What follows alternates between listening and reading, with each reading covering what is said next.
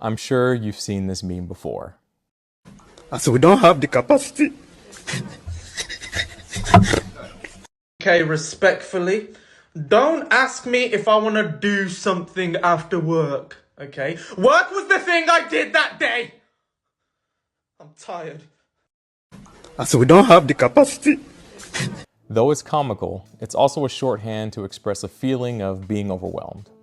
On the surface, the phrase can be a way to set healthy boundaries. But lately, it's gone from a way to manage stress to a default setting for how we interact with the world. We don't have the capacity for hard conversations, responsibilities, or even each other. But what if this constant retreat into our lack of capacity isn't actually saving our mental health? What if it's actually ruining us? Hi, I'm Jay, and this is part 2 of my 5-part series, The Nihilist Culture. As I've mentioned before, 2026 has our mental batteries feeling like they are permanently at 5%. In this day and age, retreating into ourselves feels like the only way to survive, but it gets darker. The constant declaration of no capacity is a form of soft nihilism. It's the belief that because the world is too much, the only logical response is to do as little as possible. We've shifted from pedal to the floor to not even leaving the driveway. The problem is that humans are like muscles. If you don't use your capacity to care and serve one another, you actually lose your ability to do so over time. By constantly shrinking our world to avoid stress, we're becoming more fragile, more disconnected, and ultimately, more miserable. We think we're protecting our peace, but we're actually building our own prisons. We're trading a life of meaning for a life of safety, and we're finding that safety is incredibly lonely. This brings us to a radical idea that flips modern self-care on its head. In the Bible, there's a recurring theme that our capacity isn't for us, but for the good of others. Jesus once spoke about a yoke. Now, a yoke is a heavy wooden tool used for labor.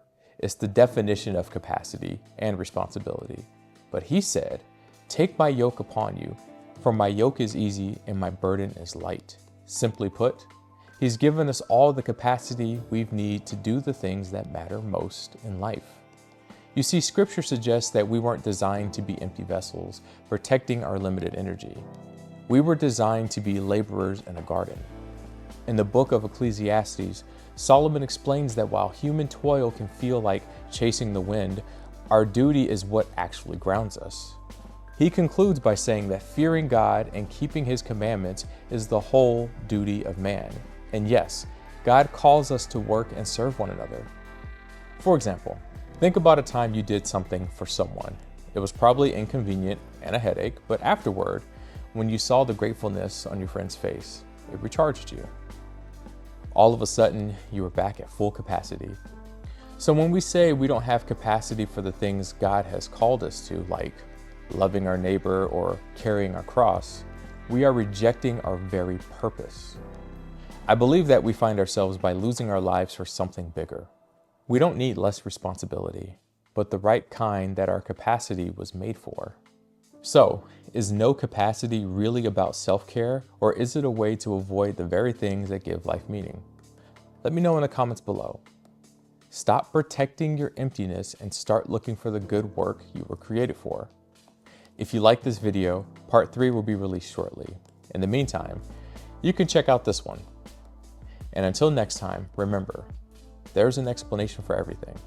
Let's find it together. I'll see you at the next one.